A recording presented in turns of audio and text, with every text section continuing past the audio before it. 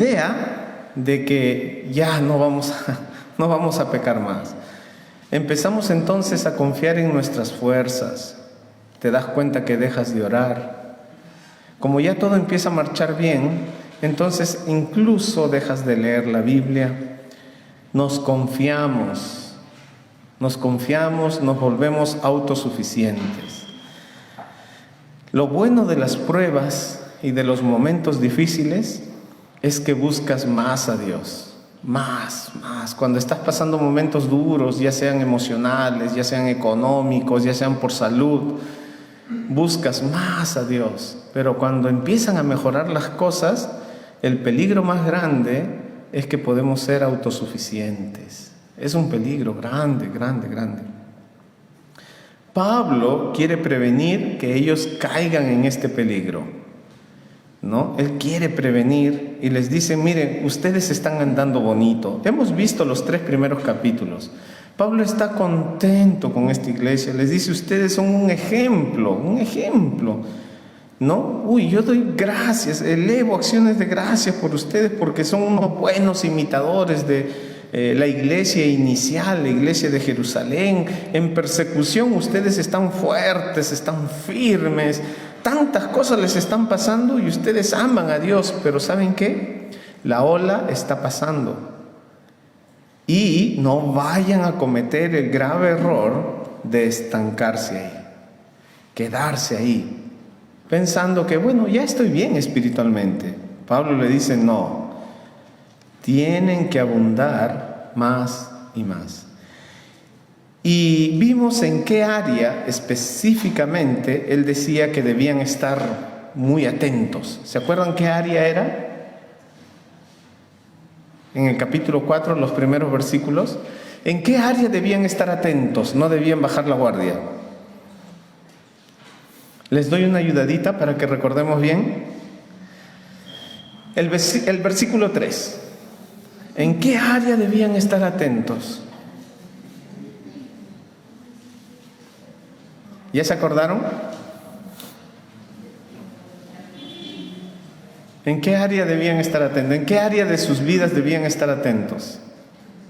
En el área moral. Pues es la voluntad de Dios vuestra que os apartéis de. Entonces, en el área moral le dice: miren, ustedes están bien, hermanos, muy bien, pero no vayan a bajar la guardia. Están rodeados de gentiles. Eso es lo que dice más abajo, ¿no? Versículo 5, ¿no? No en pasión de concupiscencia como los gentiles que no conocen. Están rodeados de gentiles y ellos tienen esta práctica, ¿no? Que más adelante en el versículo 7 lo va a llamar inmundicia, ¿no? Están rodeados de personas que practican esto. No bajen la guardia, no se vayan a descuidar. Hoy día el tema es muy similar. No dejes de crecer, pero esta vez es 2. ¿Han visto la película cuando aparece, no? Primero la 1, después la 2. Ya, igualito aquí. No dejes de crecer 2. ¿Por qué? Porque Pablo va a hacer la misma exhortación, pero esta vez en otra área.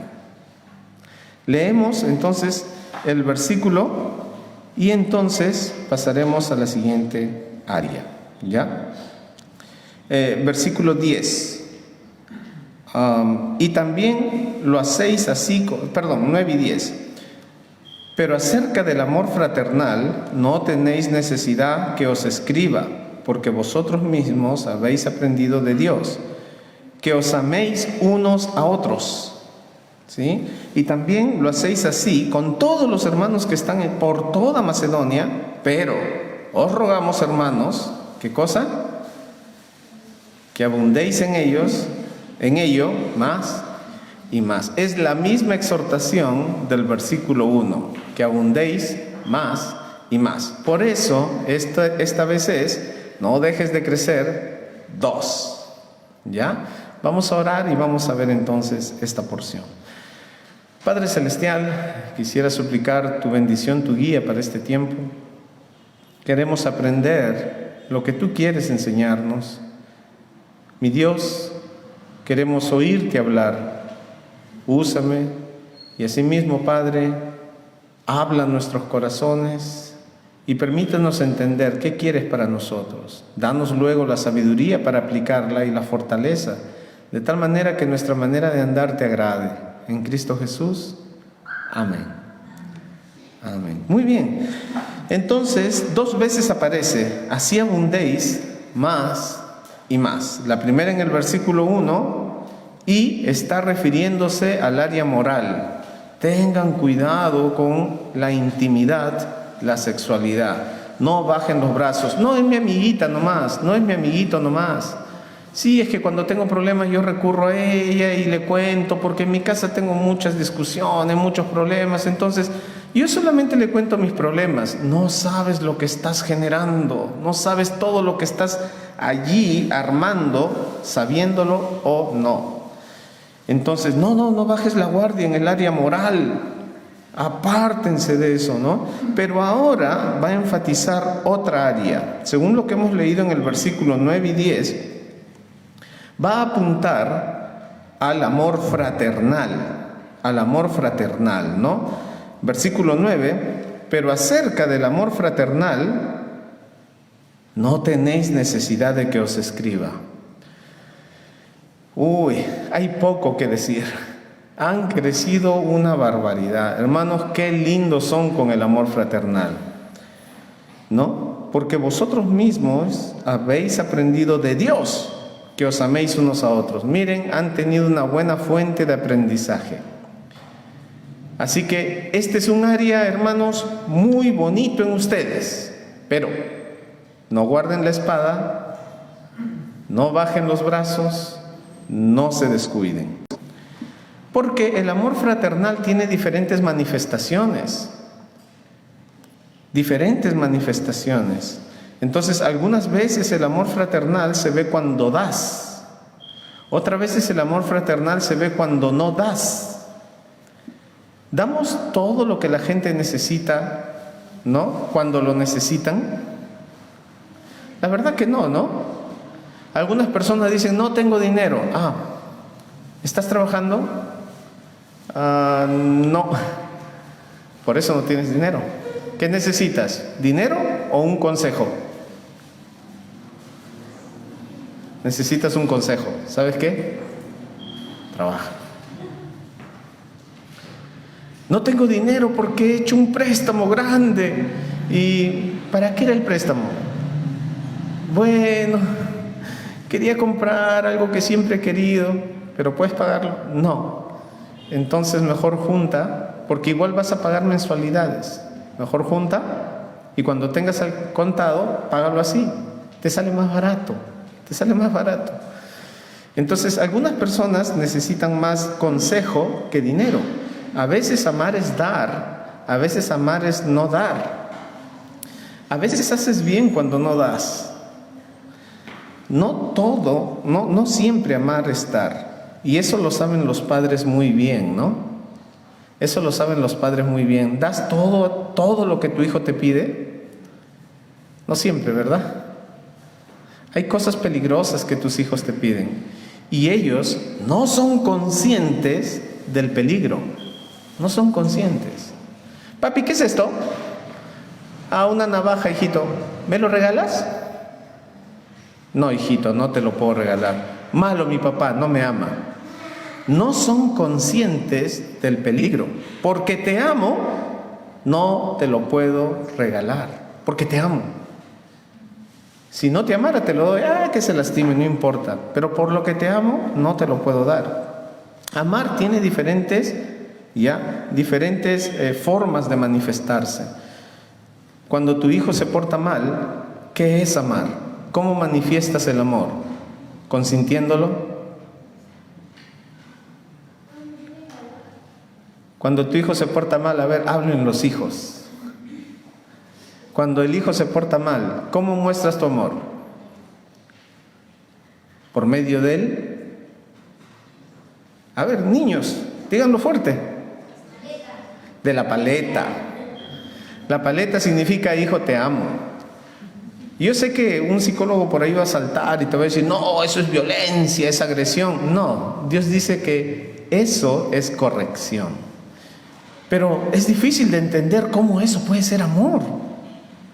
Dios mismo, como hijos que somos, nos disciplina, nos castiga. Entonces, el amor tiene diferentes formas de manifestarse. Y no estoy hablando de la ideología de género, ¿ya? Sino el amor en acción. Ellos habían aprendido y del mejor maestro. El mejor maestro, noten en el versículo 9, porque vosotros mismos habéis aprendido de Dios, que os améis unos a otros. Qué bonito, ¿no? Aprendieron de Dios. Ellos aprendieron de Dios.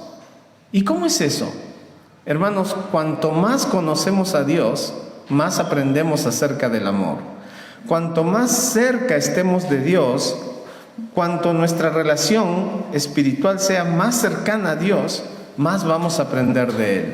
Observen un poquito antes, en el versículo 8, así que el que desecha esto no desecha a hombre, sino a Dios. ¿Y qué ha hecho Dios? Que también nos dio de su Espíritu.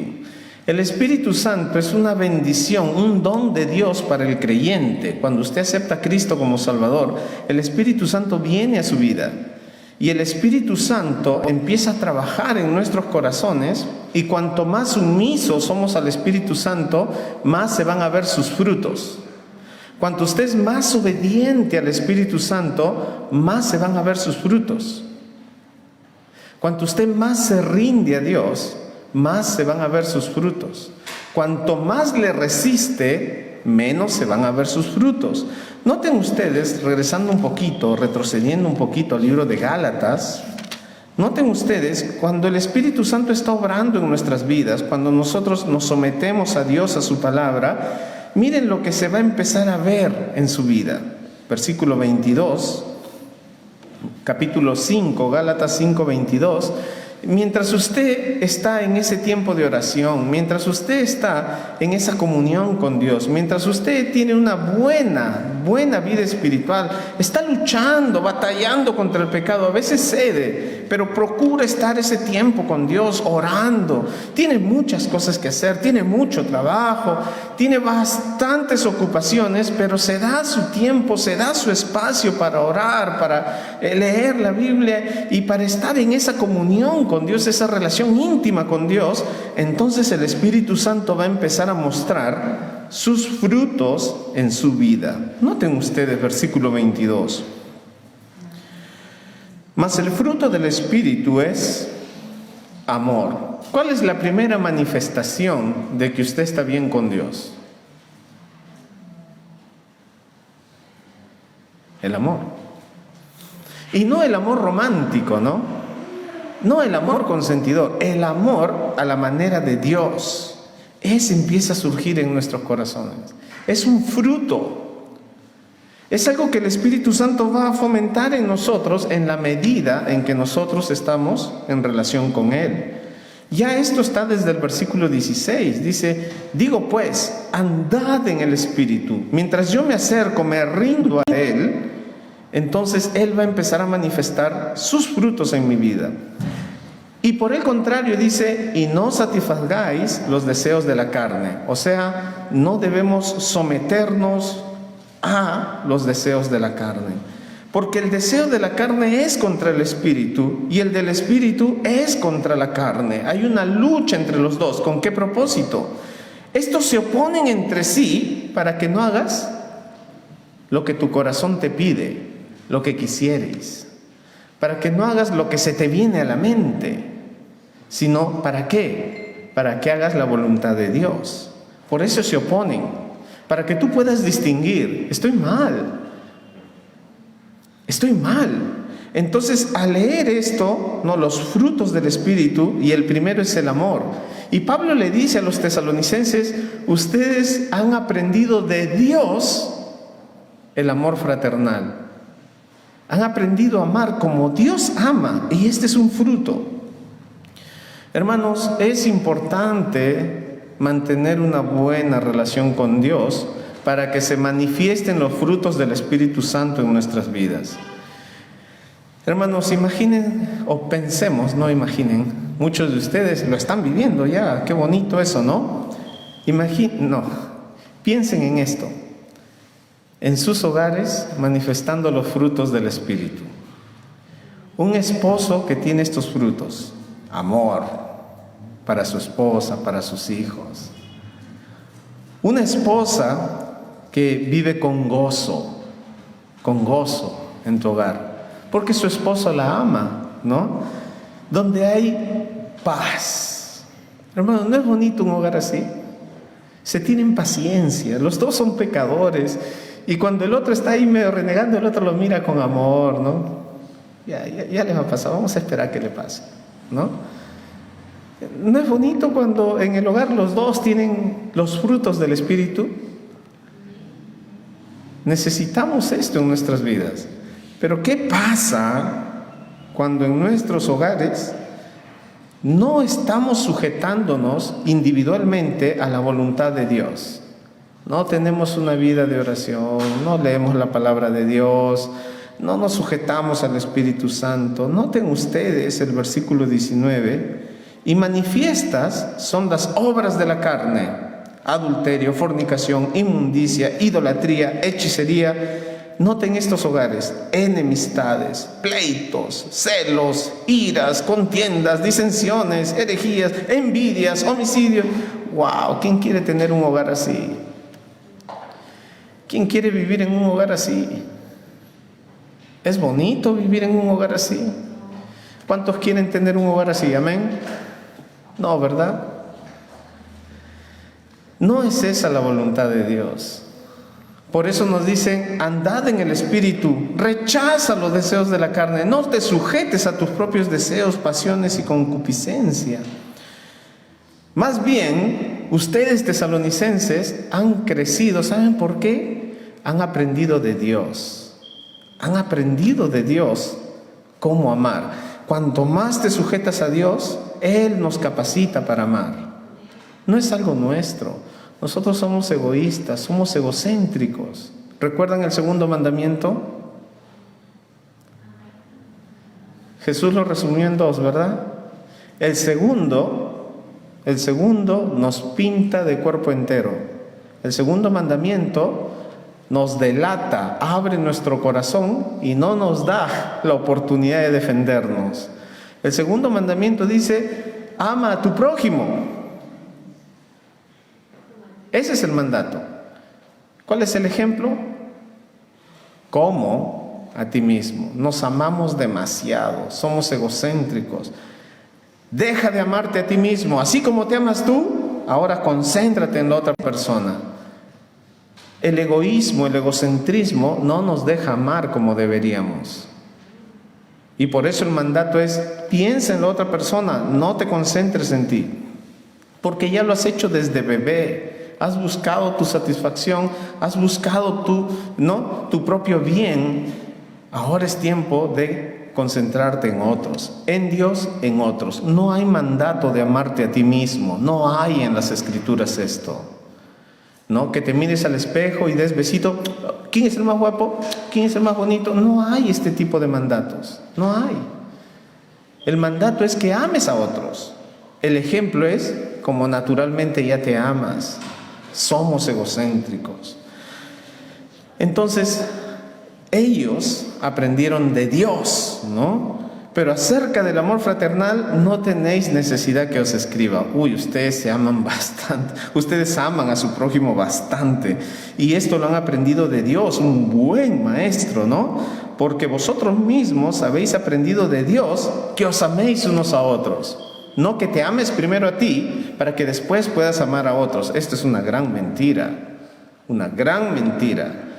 Que os améis unos a otros. ¿Ya? Entonces, ¿cómo es que Dios nos ama? Ya que ellos aprendieron de Dios. ¿Dios vio algo bueno en nosotros para amarnos? ¿Qué vio Dios en mí y en ti para amarte?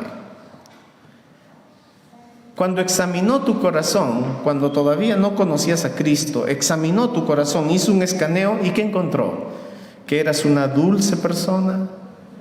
¿Sí? ¿Cómo nos encontró? ¿En qué condición estábamos? Mas Dios muestra su amor para con nosotros en que siendo excelentes personas, lindísima gente, en el barrio nos amaban, ¿sí? Nuestra familia, nuestros padres estaban orgullosos de nosotros porque éramos lindas personas, ¿no? Y por eso envió a Jesús. Estos muchachos se lo merecen, se lo han ganado, ¿no? Mas Dios muestra su amor para con nosotros en que siendo dulces personas, lindas criaturas, Cristo murió por nosotros. No. Tú eres un rey, tú eres un campeón. No en vano el Señor murió por ti. Ese es un mal enfoque. Es un mal enfoque. No es por algo bueno que nosotros tengamos. Es porque Dios es bueno. Es porque Él es amor. ¿Sí? Que Él vino a buscarnos cuando estábamos perdidos, muertos en nuestros delitos y pecados. Esa era nuestra condición sin Dios. Así estábamos y así nos amó. Así nos amó. Como cuando caminamos por la calle y vemos entonces a un perrito que está en una mala condición. Los padres normalmente decimos, qué feo perrito, ¿no? ¿Y los hijos qué dicen? No importa que le falte un ojo, le falte una pata, no tiene la cola, está carachoso, sarnoso. ¿Los hijos qué dicen? ¿Me lo puedo quedar? Y los padres automáticamente ¿qué dicen? A una, ¿no? No, la verdad es esa, ¿no? No vemos nada de gracia en un animal así. Está terriblemente feo, feo es este perrito, ¿no? Pero tu hijo dice, yo me lo quedo. Lo lleva a casa, empieza a gastar tu plata, porque no usa sus propinas, tu plata, y lo empieza a poner bonito al perro, ¿no? Lo lleva al veterinario, lo cura, lo baña, lo mantiene limpio. Después de un tiempo, ¿cómo se ve ese perrito? Ya se ve agraciado, se ve bonito, ¿no? Dios nos amó aun cuando nosotros estábamos en una condición terrible. Así es el amor de Dios. Bonito es el amor de Dios. No es por mérito nuestro, es porque Él es amor. Eso aprendieron los tesalonicenses. Aprendieron eso de Dios. Dios nos amó cuando nosotros éramos paganos, gentiles, hacíamos sacrificios a dioses falsos, entregamos a nuestros hijos a la muerte, hemos participado de ceremonias horribles de inmoralidad, cuántas cosas feas hemos hecho, y sin embargo Dios envió a sus siervos, ¿no? A Pablo, a Silas, a predicarnos que Dios nos ama y nos quiere perdonar todas las fechorías que hemos cometido si nos arrepentimos. ¡Wow! Eso es amor. Eso aprendieron ellos de Dios, que Dios nos ama de manera incondicional, no por lo que somos, ni siquiera por lo que haremos. Lo que pasa es que Dios sabe lo que tú vas a hacer en el futuro, no por lo que vas a hacer. Ni por lo que hiciste, no hay mérito, sino simplemente Él nos ama incondicionalmente. Miren, primera de Juan 4:19. Algunos versículos hemos visto en la reunión de parejas, ¿no? Primera de Juan 4:19. Nosotros le amamos a Él. ¿Por qué? Porque Él nos amó primero. En Él inicia. En Él inicia. Él nos ama. Él nos salva.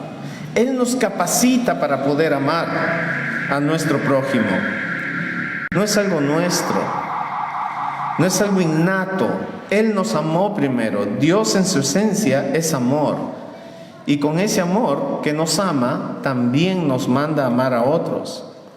¿Qué espera Dios de nosotros? ¿Qué expectativa tiene?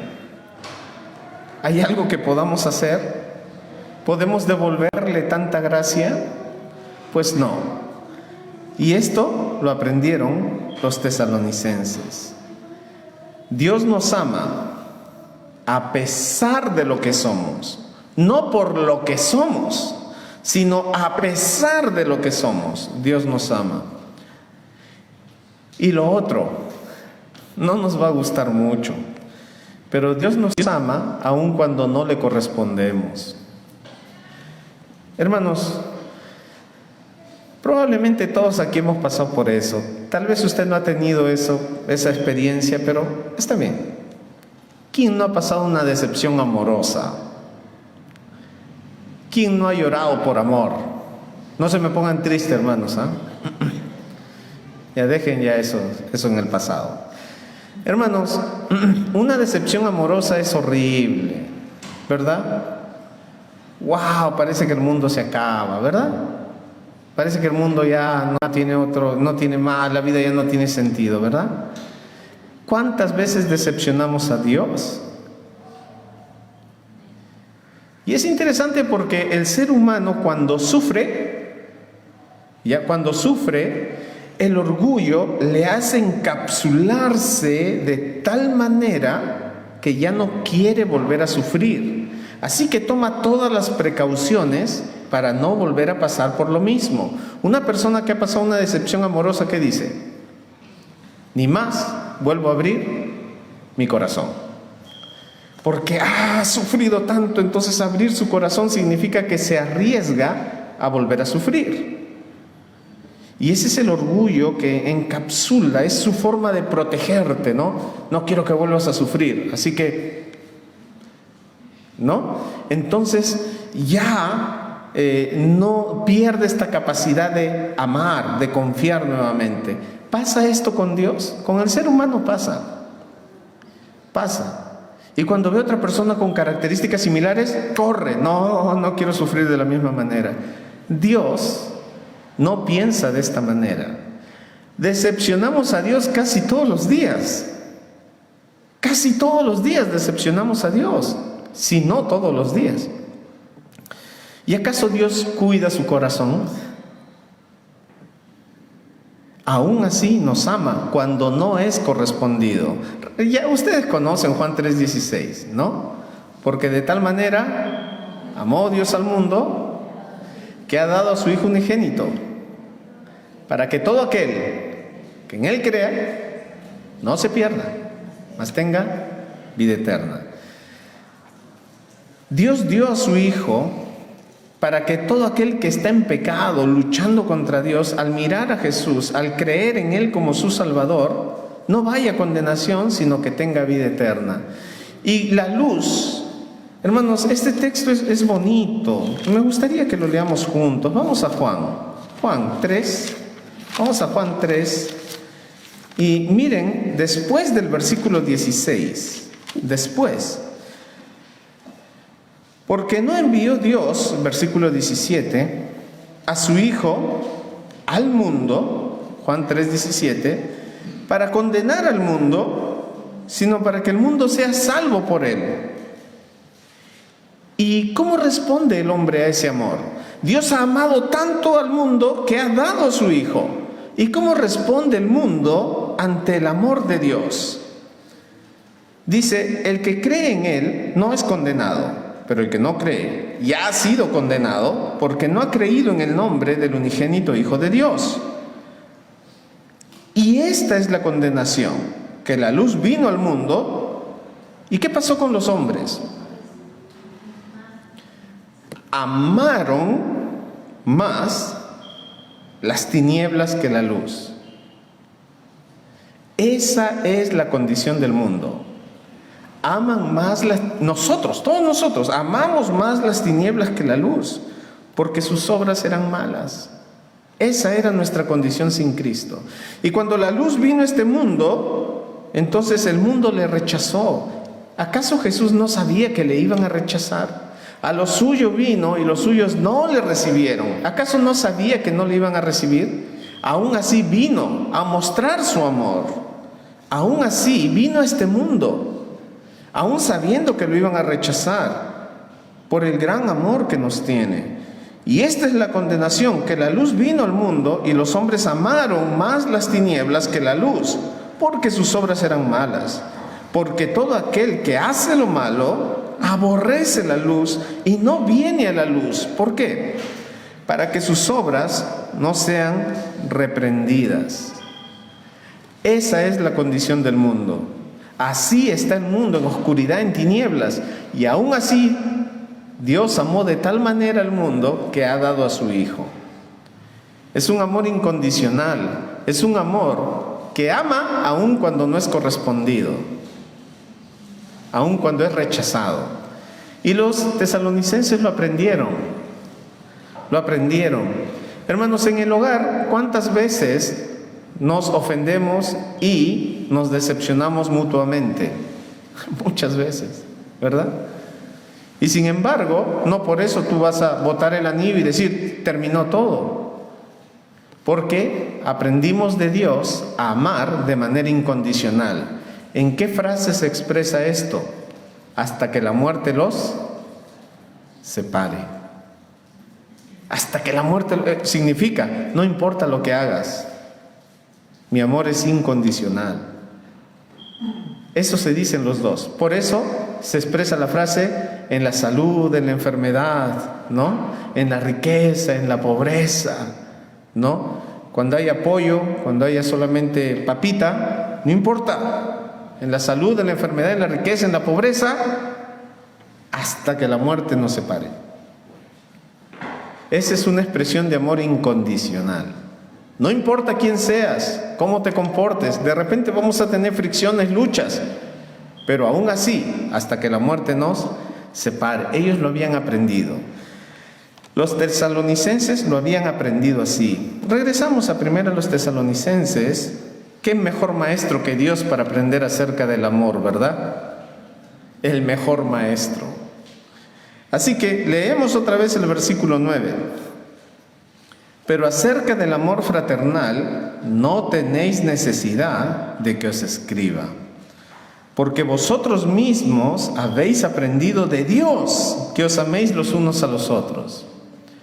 Así que de Dios aprendieron a amarse, a no concentrarse tanto en sí mismos, sino en los demás. Versículo 10, y también lo hacéis así con todos los hermanos que están por toda Macedonia. Macedonia,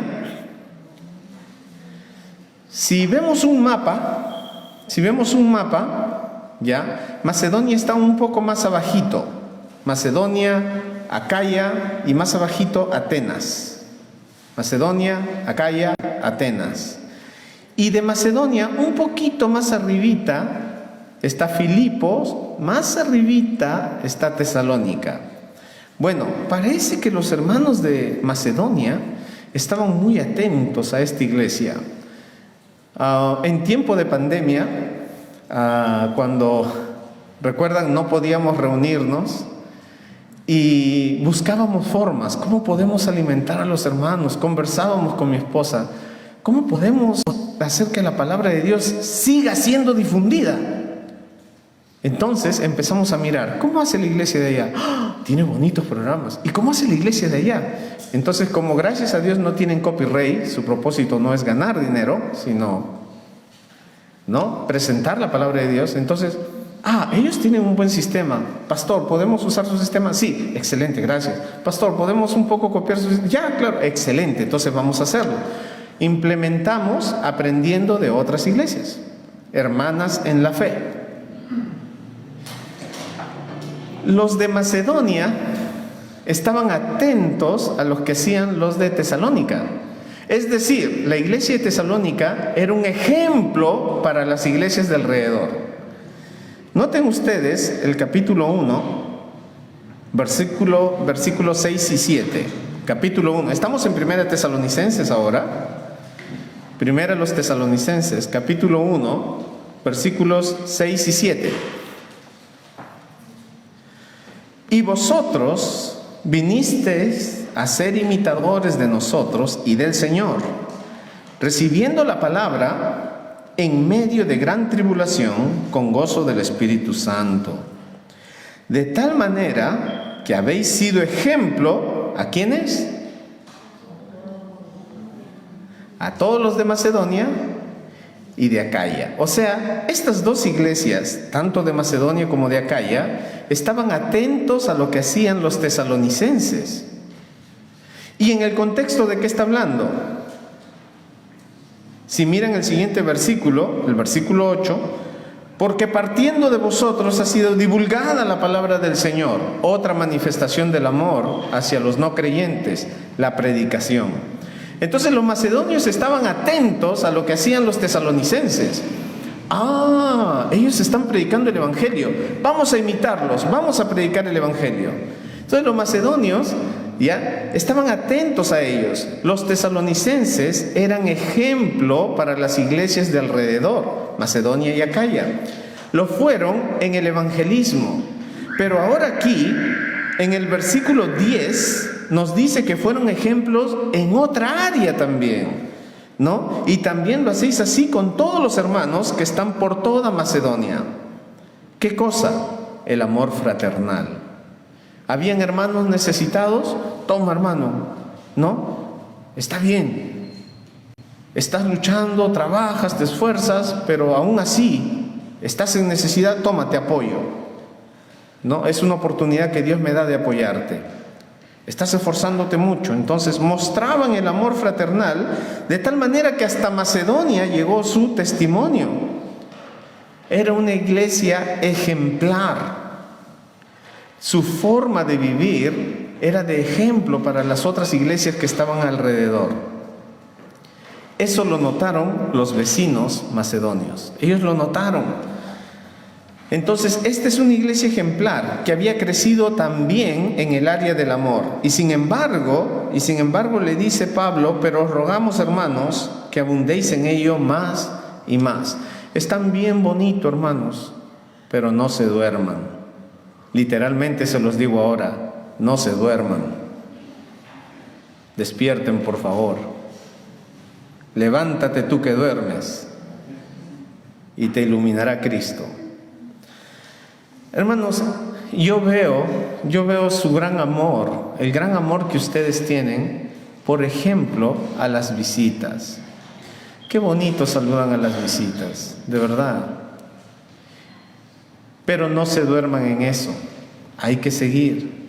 Yo veo el gran amor que ustedes tienen a Dios por la forma en que cantan, de corazón a Dios, y se nota. El dirigente por eso se anima y lo hace con más gozo, porque cantan con amor a Dios. Hermanos, hay cosas que se pueden notar, que son visibles. Y era tan visible que los macedonios podían observar. ¡Qué bonita iglesia! Hay que imitarlas. Hay que imitar a esa iglesia. Evangelizan, se aman entre ellos. En esto conocerán que sois mis discípulos. ¿En qué? En que cantan bonito, en que tienen una bonita iglesia, muy grande, local. ¿En qué? En que os amáis los unos a los otros. Y la gente lo va a notar. Oye, en esa iglesia, lindo, se tratan entre ellos. Se buscan, se ayudan, se nota que se aman, cómo se despiden. O el culto termina 11:30, a la 1 se van todos. Están converse. Qué lindo esos hermanos, qué bonito. Un día quiero entrar a esa iglesia, ¿no? Entonces pasan por ahí y ven a los hermanitos hablando y ellos se quedan, estará bonita la conversación. ¿Han notado que hay gente que se para ahí en la puerta? Cuando ustedes están conversando hay gente que, ¿qué habrá? Alguno de chismosos, ¿no? Pero están mirando, ¿qué hay? ¿Qué hay ahí? Y nada, los hermanos solo están conversando mucho. Y por supuesto están diciendo cosas edificantes, ¿no? Oye, mira lo que dice este versículo, lo que ha hablado el pastor, de eso estamos hablando, ¿verdad? Yo confío en que sí. Hermanos, se nota el amor en las iglesias, pero no hay que dormirse en sus laureles. Siempre saludando a las visitas. En las mañanas, ahora en la noche, gracias a Dios tenemos amplitud, hay bastantes asientos, pero a veces en las mañanas no alcanzan los asientos. Y viene una visita y el hermano está bien sentadito y la visita está paradita. ¿Cómo puedes mostrar el amor? ¿Te incomodas? ¿Te pones de pie? ¿Invitas a la visita a sentarse? Esa es una forma práctica en que muestras amor. Una forma impráctica en cómo no se muestra amor: siéntate en los filos de la banca, al inicio o al final. O mejor todavía, pónganse de acuerdo. Uno se sienta al inicio, el otro al final, y así ocupan toda la banca. Los demás hermanitos tienen vergüenza y ya mejor me quedo parado atrás. O me paro por ahí, o me paro al costado, no sé. Entonces hay formas prácticas en cómo podemos mostrar nuestro amor. Hay formas prácticas. Atrás está la caja del kilo de amor. Entonces, puedo tomar 1 kilo de algo que tengo, lo pongo ahí y de esta manera manifiesto amor a otras personas que están pasando momentos difíciles. Hay formas de mostrar el amor. Tenían buen testimonio, pero no dejes de crecer. No dejes de crecer. Por mucho que te esté yendo bien, no bajes la guardia. Y hay un área importante en que Pablo dice que podemos mostrar ese amor. Miren el versículo 11. Y que procuréis tener tranquilidad. Esta palabra tranquilidad realmente es interesante, porque dice literalmente dejar de moverse, quedarse quieto. En algunos momentos se puede traducir como dejar de trabajar. Que tengáis tranquilidad. ¿Ah, sí? ¿Y en qué momento puede tener tranquilidad? Si en la siguiente oración dice que nos ocupemos en nuestros negocios. ¿Qué significa esto? ¿Es una contradicción? Me dice siéntate pero camina, quédate quieto pero trabaja. ¿Qué está diciendo aquí el texto? Dice, y que procuréis tener tranquilidad y ocuparos en vuestro negocio, ¿no? Y trabajar con vuestras manos de la manera que os hemos mandado. Entonces, ¿trabajes y no trabajes? ¿Qué significa eso? Acá hay un principio bonito para el trabajo. ¿Quiénes merecen descansar?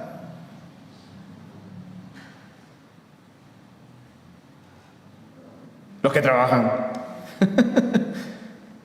Eso está diciendo.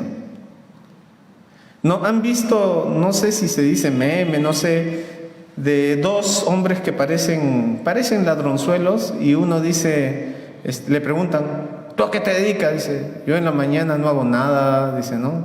Y en la tarde descanso, ¿no? En la mañana no hago nada y en la tarde descanso, dice, ¿no? Y le preguntan al otro, ¿y tú a qué te dedicas? Yo trabajo con él, ¿no? Lo que está diciendo aquí es que para que descanses, para que tengas tranquilidad, primero debes trabajar con el sudor de tu frente. Y entendemos que el trabajo es diferente para cada uno. Algunos sudan más, otros menos. Si trabajas en construcción, vas a sudar más. Y es trabajo, y es digno. Si trabajas como administrador, vas a sudar un poco menos, pero también es trabajo y también es digno. Y si trabajas como vigilante, también es trabajo y también es digno. Algunos dicen, ese no es trabajo. No, son diferentes formas de trabajo, pero son trabajos. Y aquí hay una teología para el trabajo. Hay una teología para el trabajo, ¿no? Porque se dice por ahí, algunas corrientes de pensamiento, algunas ideologías, dicen que tener tu propiedad privada es mala. Algunos dicen así, hay corrientes ideológicas que están contra las Escrituras y dicen eso, la propiedad privada es mala. Pero ¿qué dice las Escrituras? Que procuréis tener tranquilidad y ocuparos en vuestro negocio, trabaja. Y cuando uno hace negocio, ¿qué espera recibir? Dicen, compra pan para vender pan. Normalmente, ¿qué? Si vas a vender desayuno, compras pan, preparas, ¿y qué esperas? Pues ganar un poco. Entonces, ganar comerciando no es malo. No, que el que tiene una empresa es malo, es el hambreador, el explotador. No dice eso las Escrituras. Tal vez lo diga una ideología, pero no dice esto las Escrituras. Las Escrituras dicen, ocuparos en vuestro negocio. Ocuparos en vuestro negocio. Trabaja, invierte y gana. Ese es el propósito de invertir. Gana, no hay problema. Y trabajar, ¿sí? Enseñado. Miren el versículo 12. A fin de que os conduzcáis honradamente. Si estás trabajando, te estás conduciendo honradamente. No es malo trabajar. No es malo que después de haber trabajado tengas frutos, tengas réditos y que puedas entonces estar un poco tranquilo con el fruto de tu trabajo. Eso no es pecaminoso. Eso no es pecaminoso. ¿Y entonces para qué sirve el trabajo? Dice ahí en el versículo 12, a fin de que os conduzcáis honradamente, sirve para buen testimonio. Y luego de la coma nos dice la segunda utilidad, y no tengáis necesidad de nada. O sea, que tengas para cubrir tus necesidades. Entonces trabajar no es malo. Malo es cuando el dinero ingresa sin trabajar. ¿Saben que hay gente que gana sin trabajar? ¿Cómo es eso? Te doy un ejemplito, tal vez te vas a enojar, pero ¿te lo puedo dar? Un sindicalista no trabaja, pero gana plata. Tal vez te molestes conmigo, pero eso no es trabajo. Eso no es trabajo. Eso no es trabajo. Entonces, dice aquí que os conduzcáis honradamente. Tiene dos funciones. Uno es testimonio. Dos, para tu sostenimiento. Y si Dios te bendice y tienes un poco más, hermanos, eso no es pecado. Y Dios puede usar esto incluso para que hagas bondad a los que tienen necesidad. Es la bendición de Dios. Está bien, eso no es pecaminoso. Hay quienes ven esto como algo malo. Como algo malo. Pero en realidad, hermanos, Dios nos enseña a trabajar. Es más, vemos aquí una teología acerca del trabajo. Está corrigiendo Pablo aquí. Trabajen, ganen con el sudor de su frente sus ingresos. Pero el asunto es que cuando Timoteo regresa y trae nuevas noticias, se da cuenta Pablo que había un problemita. No se había solucionado el problema del trabajo. Hay un dicho que dice, mente ociosa, taller de Satanás, ¿no? Mente ociosa, taller de Satanás. ¿No han escuchado este dicho? En la segunda carta, Pablo dice eso, en otra forma. Miren ustedes, por favor, segunda a los Tesalonicenses, capítulo 3. Capítulo 3. Miren a partir del versículo 6, el deber de trabajar. Pero os ordenamos, hermanos, en el nombre de nuestro Señor Jesucristo. Ojo, es una orden, que os apartéis de todo hermano que ande desordenadamente y no según las enseñanzas que recibisteis de nosotros. Ok, hay una orden de separarnos de los que andan desordenadamente. Bien, vamos a obedecer a Dios. Ok, entonces tenemos que preguntarnos, ¿quiénes son los que andan desordenadamente? Vamos a los siguientes versículos. Porque vosotros mismos sabéis de qué manera debéis imitarnos, pues no anduvimos desordenadamente entre vosotros. Pablo es el ejemplo. Perfecto. Versículo 8. Ni comimos de balde el pan de nadie, sino que, ¿qué hizo? Trabajamos con afán y fatiga día y noche, para no ser gravosos a ninguno de vosotros. O sea, ya nos va dando una idea. de qué es andar desordenadamente. Ya nos va dando una idea, pero más adelante va a ser más claro todavía. El que come sin trabajar. No porque no tuviésemos derecho. Soy apóstol, así que como apóstol tengo el derecho de recibir de ustedes. Pero no porque no tuviese derecho, sino por daros nosotros mismos un ejemplo para que nos imitaseis. Porque también cuando estábamos con vosotros os ordenábamos esto. Lo leemos todos. 2, 3. Si alguno no quiere trabajar, tampoco coma. ¿Qué es andar desordenadamente? No trabajar. No trabajar. Es andar desordenadamente. Pero una vez que no trabajas, ¿y ahora qué hago? A ver, ¿qué hago ahora? Recuerda, mente ociosa, taller de Satanás. Miren el versículo 11. Porque oímos de algunos de entre vosotros andan desordenadamente. ¿Qué es lo que hacen? No trabajando en nada, pero ¿qué es lo que sí hacen? Se entremeten en lo ajeno. Si no trabajas para obtener tu sustento, entonces vas a estar pecando. Se empezaron a entrometer. ¿Y qué es esto de entrometerse? Versículo 12. A los tales mandamos y exhortamos por nuestro Señor Jesucristo que trabajando sosegadamente coman su propio pan. Una teología para el trabajo. Ahora, versículo 13. Y vosotros, hermanos, no os canséis de hacer el bien. Entonces, trabajando podían hacer el bien. No solo tenían para su sustento, sino también para ayudar a otros que tenían necesidades. Sabiamente, por supuesto. Versículo 14. Si alguno no obedece a lo que decimos por medio de esta carta, ¿qué es lo que había dicho? ¿Recuerdan el versículo 6? Pero os ordenamos, hermanos, en el nombre de nuestro Señor Jesucristo, que os apartéis de todo hermano que ande desordenadamente. Ok. Si alguno no obedece a lo que decimos por medio de esta carta, ¿qué se debe hacer con aquella persona? 1. Señalarlo.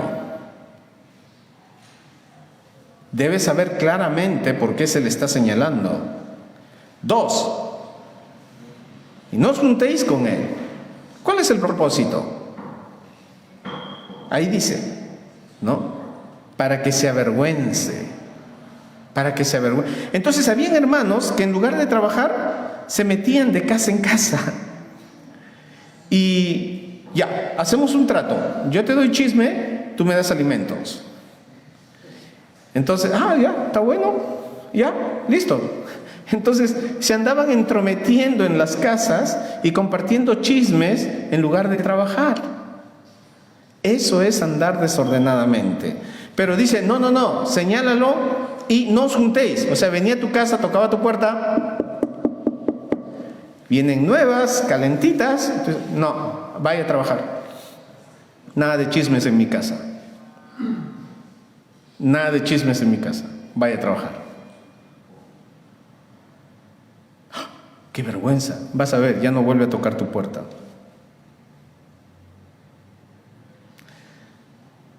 Señaladlo y no os juntéis con él, pero el propósito no es destruirlo. El propósito es que se avergüence, dice el versículo 15, mas no lo tengáis por enemigo, sino amonestadle como hermano. ¿Se dan cuenta? Entonces, el asunto es que la exhortación de la primera carta no tuvo efecto y tuvo que mandar una segunda carta para amonestar a los hermanos. Miren, si trabajas, vas a mostrar amor a tu familia en primer lugar. ¿Sabes por qué? El que no provee para los suyos es peor que un incrédulo. El que no provee para los suyos es peor que un incrédulo. Entonces muestras amor primero a los tuyos y después puedes ayudar también a los demás. Y no tengáis necesidad de nada, dice el capítulo 4, versículo 12. Y no tengáis necesidad de nada, puedas estar tranquilo. Ahora, ¿por qué dice esto? Hermanos, El trabajo, tanto en el Antiguo como en el Nuevo Testamento, era para el día. Si trabajabas hoy, podías estar tranquilo de que mañana había comida. Si no trabajabas hoy, ibas a estar inquieto de que mañana no iba a haber comida. El sistema de trabajo no era como hoy, ¿no? Hoy en día tú trabajas toda la semana y estás tranquilo porque estás pensando que el fin de semana o el fin de quincena o el fin de mes vas a recibir ¿qué cosa? Tu paguito, ¿no? Entonces, qué bonito, ¿no? Estás tranquilo. Ellos no tenían esta tranquilidad. Ellos trabajaban el día a día. Un denario era el salario de un día. Así que si no trabajaba ese día, al día siguiente su familia iba a tener hambre. No iba a tener tranquilidad. ¿Se dan cuenta? La idea es esa, proveer para su familia, para que estén tranquilos. Trabaja hoy, está tranquilo mañana, sale tranquilo a buscar porque mi familia le acabo de dejar en casa con comida. Salgo a buscar porque ahora se trata del día de mañana. ¿Se dan cuenta? Entonces, aquí hay una forma de manifestar el amor a través del trabajo. Amor a mi familia, pero amor también a otros, a mi prójimo que está pasando necesidad. Y si no me ocupo de trabajar, lo que va a suceder es que voy a empezar a buscar formas pecaminosas. Hermanos, que el Señor nos ayude. Que el Señor nos ayude esta semana a enfrentar la semana. Y yo sé, hermanos, que el lunes es el día más pesado, ¿verdad? Por mí fueran todos sábados y domingos, tal vez digas tú, ¿no? Cuando llegue el viernes, feliz estoy, sábado y domingo, qué bonito. Pero cuando se acerque el lunes, qué feo, qué pesado, ¿no? Hermanos, solo recuerda esto, que tengas un trabajo es una bendición de Dios. Por muy pesado que parezca, por más que el jefe sea chinchoso, el jefe está atrás, es difícil de soportar, hermanos, es el medio por el cual Dios te está dando un testimonio. Dice el versículo 12, os conduzcáis honradamente, ¿sí?, con los de afuera, y segundo, no tengáis necesidad de nada. Es la forma en que Dios te está sosteniendo a ti y a tu familia. Así que mejor cuando llegue el lunes, en lugar de estar renegando, no quiero levantarme de mi cama, Señor, gracias por el trabajo que me has dado. Puede ser duro, pero ayúdame a hacerlo con un corazón agradecido. Llegar a mi trabajo y, jefe, gracias por el trabajo. Tu jefe te va a mirar raro, ¿no? ¿Y este qué tiene? Pero tú llega agradecido, porque es la forma en que Dios te sostiene, con gratitud, con alegría, ¿sí?, con gozo. Es la forma en que Dios te sostiene. Padre Celestial, te damos gracias por ser nuestro buen Dios, por tu cuidado, tu sostenimiento. Nos enseñas principios que son importantes, Padre, a mostrar el amor que tú nos tienes a otros. Padre, vemos en los tesalonicenses que habían crecido hasta llegar a un punto que eran ejemplo para otras iglesias. Y aún así, el apóstol Pablo les dice, no dejes de crecer. Sigue abundando más y más. Así, Padre, en nosotros, que no bajemos la guardia, que sigamos atentos, que sigamos cuidándonos unos a otros, que sigamos mirando quienes tienen necesidades reales de ayuda, que sigamos mirando quienes necesitan un consejo más que dinero, quienes necesitan una ayuda económica, que sigamos mirando cómo puedo ayudar a mi prójimo. De todas las bendiciones que tú me has dado, ¿cómo puedo yo bendecir a otros? Y con sabiduría, mi Dios, ayudar a quien realmente lo necesita. ¿Cómo puedo mostrar amor aquí en la iglesia, a mi prójimo? ¿Cómo puedo mostrar amor en mi hogar? ¿Cómo puedo mostrar amor a mis familiares cercanos y lejanos? ¿Cómo puedo mostrar amor a mis vecinos? ¿Cómo puedo mostrar tu amor en mi trabajo, en mi centro de estudios? de tal manera que tu nombre sea glorificado, mi Dios. Ayuda a mis hermanitos. El día lunes muchas veces es un día pesado y a veces tienen que enfrentar un jefe que tiene mal carácter, compañeros de trabajo que no te conocen y viven impíamente. Tal vez les hacen difícil su trabajo, sus estudios. Aún así, mi Dios, que ellos puedan ir cada uno con gratitud de saber que es la forma en que tú sostienes a su familia, a su vida, y asimismo, mi Dios, es una muestra de tu amor, es un testimonio público para que nos conduzcamos honradamente para con los de afuera. Padre, que esta semana tengamos esa gratitud en nuestro corazón. Al amanecer el lunes, con gozo nos levantemos a enfrentar el día. Que así nos alistemos para ir al trabajo, adorándote, mi Dios, porque tenemos trabajo. Padre, que proveas, y aquellos que no tienen trabajo, les proveas, mi Dios. Que tengamos en cuenta que esa es una muestra de tu amor. Y asimismo, mi Dios, tener en cuenta el más alto amor, que tú nos amaste, aun cuando no lo merecíamos, porque has mostrado tu amor de esta manera, en que siendo aún pecadores, Cristo murió por nosotros, un amor incondicional. Y tal vez hay alguien aquí que todavía no tiene ese amor de Dios en su vida.